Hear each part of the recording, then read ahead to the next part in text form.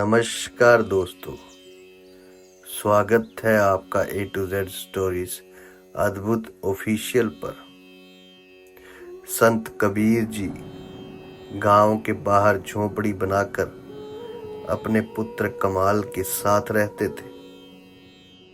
संत कबीर जी का रोज का नियम था नदी में स्नान कर कर वो गांव में जहां जहां मंदिर थे वहां वहां घूमने निकल जाते। शाम को देर से ही घर लौटते और दोपहर के वक्त वो भजन पर बैठ जाते, जहां भी उनको स्थान मिल जाता। वे नित्य नियम से गांव में निकले थे। इधर पास के गांव के जमींदार का एक ही जवान लड़का था, जो रात को अचानक मर गया। रात भर वे रोते रहे। आखिर में किसी ने सुझाया कि गांव के बाहर जो बाबा रहते हैं उनके पास ले चलो, शायद वे कुछ कर दें। सब तैयार हो गए। लाश को लेकर पहुंचे कुटिया पर। देखा तो बाबा जी तो है ही नहीं। अब क्या करें? तभी वहां कमाल आ गया। उनसे पूछा कि बाबा जी कब तक आएंगे। कमाल ने बताया कि अब उनकी उम्र हो गई, सब मंदिरों में चले जाते हैं वो, और लौटते लौटते रात हो ही जाती है। आप काम बोलो क्या है? लोगों ने लड़के के मरने की बात बता दी। कमाल ने सोचा कोई बीमारी होती तो ठीक था, पर ये तो मर ही गया है। अब क्या करें? फिर भी सोचा लाओ कुछ करके देखते हैं, शायद बात बन जाए। कमाल ने कमंडल उठाया जो सतगुरु कबीर जी के पास रहता था घर में। अब जब वो कमंडल उठाया, लाश की 3 परिक्रमा की, फिर 3 बार वो जल का कमंडल से छींटा मारा और 3 बार राम नाम का उच्चारण किया। लड़का देखते ही देखते उठकर खड़ा हो गया। लोगों की खुशी की सीमा न रही। इधर संत कबीर जी को किसी ने बताया कि आपकी कुटिया की ओर गांव के जमींदार और सभी लोग गए हैं। कबीर जी झटकते कदमों से बढ़ने लगे। उन्हें रास्ते में ही वो लोग नाचते कूदते मिले। कबीर जी कुछ समझ नहीं पाए। आकर कमाल से पूछा क्या बात हुई, तो कमाल तो कुछ और ही बताने लगा।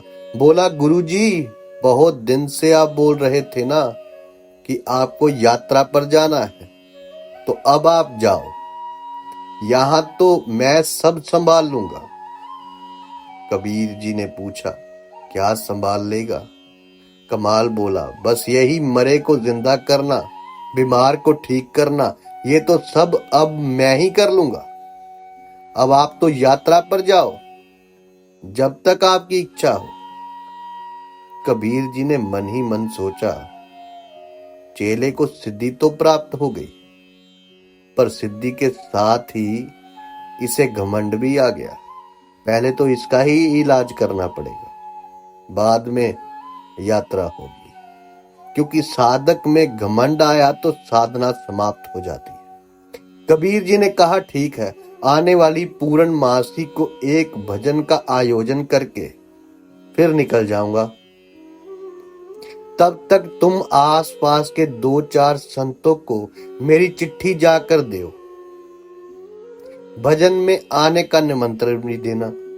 कबीर जी ने चिट्ठी में लिखा था, कमाल भयो कपूत, कबीर को कुल गयो डूब। कमाल चिट्ठी लेकर गया एक संत के पास, उनको चिट्ठी दी। चिट्ठी पढ़ के वे समझ गए।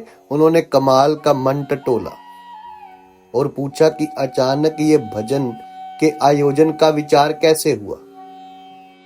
कमाल ने अहम के साथ बताया, कुछ नहीं गुरुजी की लंबे समय से यात्रा पर जाने की इच्छा थी, अब मैं सब कर ही लेता हूं, तो मैंने उन्हें कहा कि अब आप जाओ, यात्रा कराओ। तो वे जा रहे हैं और जाने से पहले भजन का आयोजन है। संत दोहे का अर्थ समझ गए। उन्होंने कमाल से पूछा, तुम क्या क्या कर लेते हो? तो बोला, वही मरे को जिंदा करना, बीमार को ठीक करना जैसे काम। संत जी ने कहा, आज रुको और शाम को यहाँ भी थोड़ा चमत्कार दिखा दो। उन्होंने गांव में खबर कर दी। थोड़ी देर में 200-300 लोगों की लाइन लग गई, सब नाना प्रकार की बीमारी वाले। संत जी ने कमाल से कहा, चलो इन सब की बीमारी को ठीक कर दो। कमाल तो देखकर चौंक गया, अरे इतने सारे लोग हैं, इतने लोगों को कैसे ठीक करूं, ये मेरे बस का नहीं है। संत जी ने कहा, कोई बात नहीं, अब ये आए हैं तो निराश लौटाना ठीक नहीं, तुम बैठो। संत जी ने लोटे में जल लिया और राम नाम का एक बार उच्चारण करके छींट दिया। एक लाइन में खड़े सारे लोग ठीक हो गए। फिर दूसरी लाइन पर छींटा मारा, वे भी ठीक हो गए। बस 2 बार जल के छींटे मारकर 2 बार राम राम बोला तो सभी ठीक हो चले गए। संत जी ने कहा, अच्छी बात है कमाल, हम भजन में आएंगे। पास के गांव में एक सूरदास जी रहते हैं, उनको भी जाकर बुला लाओ, फिर सभी इकट्ठे होकर चलते हैं भजन में। कमाल चल दिया। सूरदास जी को बुलाने सारे रास्ते सोचता रहा कि ये कैसे हुआ कि एक बार राम कहते ही इतने सारे बीमार लोग ठीक हो गए। मैंने 3 बार पर दक्षिणा की, 3 बार गंगा जल छिड़का, 3 बार राम नाम लिया, तब बात बनी। यही सोचते सोचते सूरदास जी की कुटिया पर पहुंच गया। जाके सब बात बताई कि क्यों आना हुआ। कमाल सुना ही रहा था कि इतने में सूरदास बोले, बेटा जल्दी से दौड़ के जा, टेकरी के पीछे नदी में कोई बहा जा रहा है, जल्दी से उसे बचा ले। कमाल दौड़ के गया, टेकरी पर से देखा नदी में एक लड़का बहा आ रहा था। कमाल नदी में कूद गया और लड़के को बाहर निकाल कर अपनी पीठ पर लाद के कुटिया की तरफ चलने लगा। चलते चलते उसे विचार आया कि अरे सूरदास जी तो अंधे हैं, फिर उन्हें नदी और उसमें बहता लड़का कैसे दिख गया। उसका दिमाग सुन्न हो गया था। लड़के को भूमि पर रखा तो देखा कि लड़का मर चुका था। सूरदास जी ने जल का छींटा मारा और बोले, रा। तब तक लड़का उठ चल दिया। अब तो कमाल अचंभित कि अरे इन्हें तो पूरा राम भी नहीं बोला, खाली रा बोलते ही लड़का जिंदा हो गया।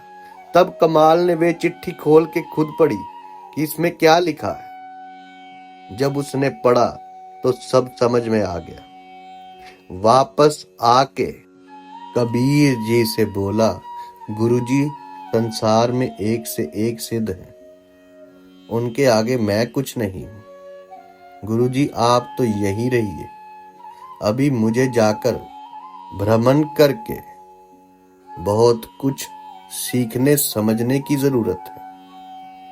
अब इस कथा का तात्पर्य क्या है कि गुरु की कृपा से सिद्धियां मिलती है, उनका आशीर्वाद होता है तो साक्षात ईश्वर आपके साथ खड़े होते हैं। गुरु गुरु ही रहेंगे, वे शिष्य के मन के सारे भाव पढ़ लेते और मार्गदर्शक बनकर उन्हें पतन से बचाते।